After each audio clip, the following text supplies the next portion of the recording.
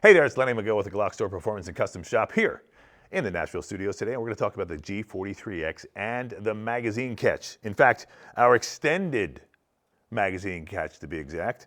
The extended magazine catch allows you to manipulate that control without having to adjust your grip. Plus, I think it looks a little bit better. We've got it in many different colors. Here I've got a black one, red one, gold one. You can see the nice checkered top, kind of like a piece of jewelry. I run one of these in my personal carry gun right here. That's what it looks like installed. It sticks out just a little bit further than the factory, not too far. That would interfere with holsters or concealed carry, but far enough to be able to manage it without adjusting your grip. Okay, so let's go ahead and do the disassembly and we'll get to this thing. First of all, you can see the magazine catch is on the left side of the gun for a right-handed shooter.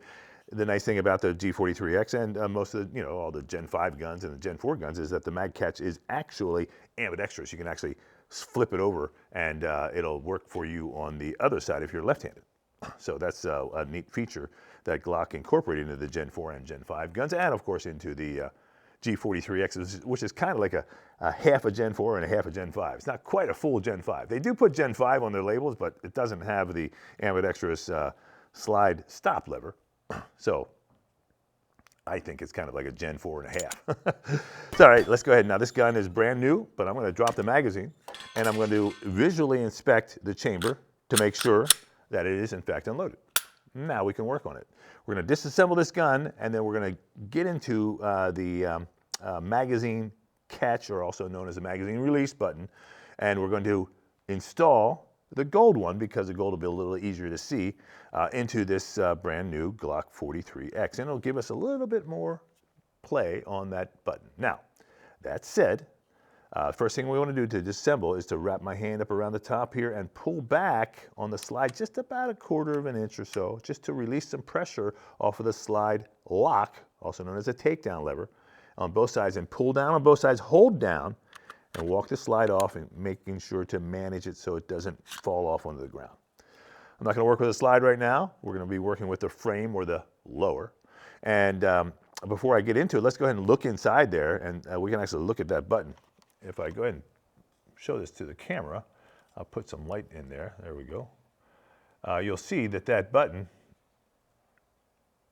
oops, let's go that way. There we go. So I can push it and you can see what's happening. There's a roll pin inside the frame that basically sits along the inside of the frame like this, and it intersects with a notch in the magazine button. So there's a notch right there. That roll pin goes in and sits in that notch and kind of sits there. And when you press on the button, the roll pin spring basically slides over and back. It's called the mag catch spring, that little roll pin that sits inside the frame. It's not captured or not part of the frame. It's actually just press fit into the frame, and it does come out. And oftentimes people buy those, they lose them, or they want to have a replacement, and we do sell those on our website. It's called the mag catch spring.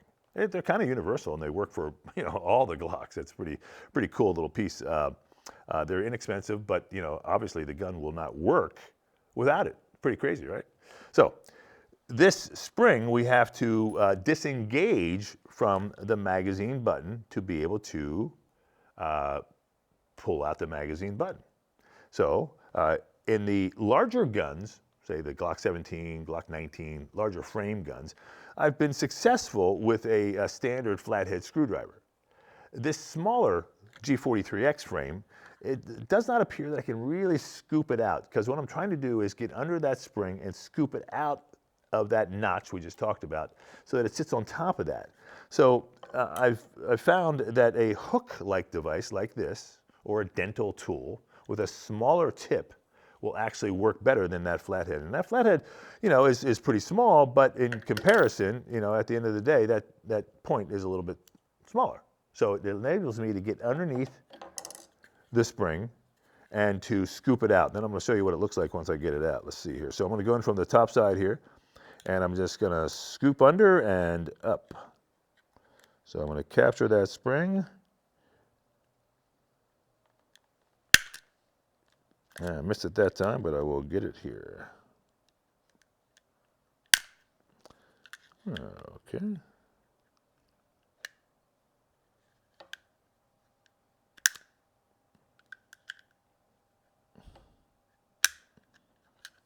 All right, there you go. So, little trick there, just make sure you hold the actual magazine button in so it doesn't move and kind of move with your motion there. So that was all I had to do. Okay, now here's what it looks like in this position. Let's see if we can get some light in here. And you can see, well, let's see if I'll come in from this side. You can see the button up. Let's see if I get some light here like that. Okay, you see the spring now sitting on top of the magazine button? That's what we have to deal with. So first thing I can do, I can go in there with some needle nose pliers and kind of pull it out. Or what I can also do is just walk this straight out. Now this button just comes out one side. It's one-sided, but remember, if you flip it upside down, it's left-handed. So I'm going to go just walk it straight out, and here it comes. And then I can go in there and just push that spring up, and it'll come straight out. It'll release it a little bit. Let's go ahead with this guy. So there's your mag button, and here comes the spring. I'm going to reach in here with these needle nose pliers. And you have to use a small set of needle nose pliers because this frame is smaller. So whereas the large frame guns, I got away with these, the small frame gun, I've got to get into something a little bit smaller. This diameter right here is a little bit too big to actually get into the frame and work like I want it to. So now I'm going to go in here and I'm going to grab this roll pin with the pliers and pull it straight out, because you cannot put that new one in until you get this pin out here. There we go.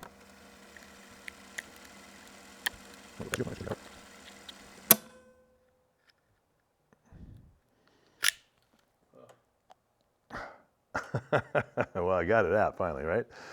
Okay, so it took a little bit of effort. I had to go back to the bigger pliers to get in there to grasp it. These little guys, you know, I kept grabbing hold of the tip and it just kept slipping out. So you can see it's just a tiny little pin. That is your Glock factory magazine release button spring. All right, so that's the piece there. There's the factory button, and here's the one we're going to install. So to install this now, again, I can show you if you're right-handed, you're going to come in from the right side, and you're going to come in from the right side, and you're going to push this through like so, and get it lined up, and it's going to stick out like so. If you're left-handed, you're going to come in from the left side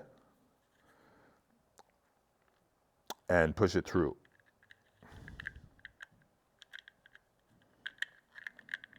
Come on now. And it's going to sit like that. So for you lefties, boom, boom, you operate it like so.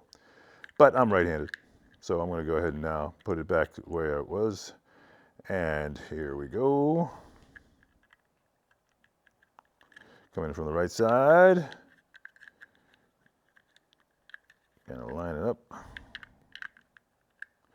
Now here's where it gets to be a little tricky, is once we get it in there, we get it set,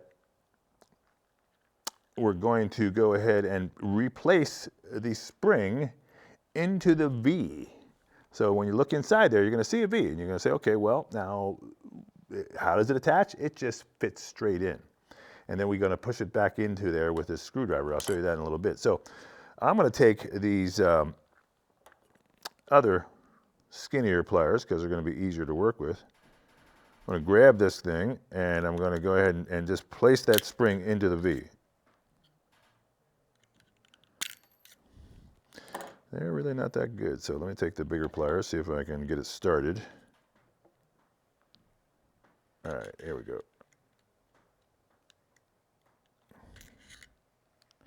All right, so I have it started. All right, it's kind of started in the V. Now I'm going to go ahead and just take the nose of these pliers and press straight down on it.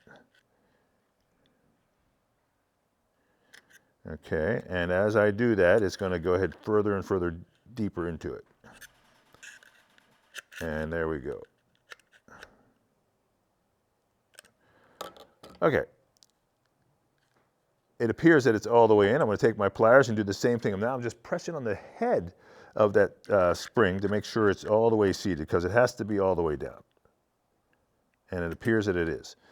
So now that I've got it there, I can probably take this flat head, and I'm just going to push it over to that notch and let the spring fall into the notch.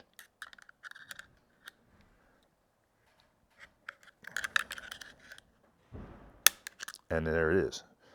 So that actually worked. And so now we have a magazine release button that is a little bit more attractive, a little bit prouder than the factory. Not much, but enough to make a difference in the way that you can operate this. And again, like I said, a lot more attractive, and you can color code all your different pieces and parts. This is a process that's going to take you 15 minutes or so, but it is something that is relatively easy if you have the right tools. So again, a dental pick or something like that to take out that spring, pair of needle nose pliers with a narrow enough head to get inside of the frame. And you know, this long flathead screwdriver was very helpful as well for actually putting it back in, being able to scoop it across. So that is our extended checkered magazine release button. Now, the key thing about this entire operation is that even though I installed it in the G43X, it's the same process for your Gen 5 1917, Gen 4 1917, same exact process to actually remove the mag button, remove that spring, put the new mag button in, put the spring back in, and get it captured into the notch. So if you're looking to improve the operational or control of your handgun, and extended controls are really one of the easiest things to do and the least expensive things to do. And the fact that you can color code them makes it a lot more fun too. I'm Lenny Miguel. This, of course, is the GlockStore Performance and Custom Shop here in Nashville. We've got every Glock piece and part in stock, factory as well as aftermarket performance parts. If you're looking to improve your shooting to be a more confident and competent shooter, we've got everything right here in the GlockStore. So check it out, and thanks for watching. We'll see you next time.